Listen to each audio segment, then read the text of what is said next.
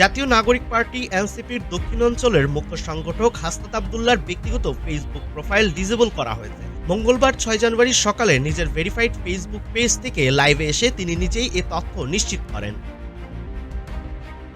Video বার্তায় হাসনাত আবদুল্লাহ বলেন, আমার হাসনাত আবদুল্লাহ নামের ব্যক্তিগত প্রোফাইলটি বেশ কিছুদিন আগে ডিসেবল করে দেওয়া হয়েছে। ভারত বিরোধী অবস্থান নেওয়ায় পরবর্তীকালে কিছু পোস্টের কারণে কপিরাইট ক্লেমের মাধ্যমে আমার আইডিটিকে ডিসেবল করে দেওয়া হয়। আইডিটি বন্ধ থাকায় গত কয়েকদিন ভক্ত ও সমর্থকদের সঙ্গে যোগাযোগ করতে পারেননি বলেও জানান তিনি।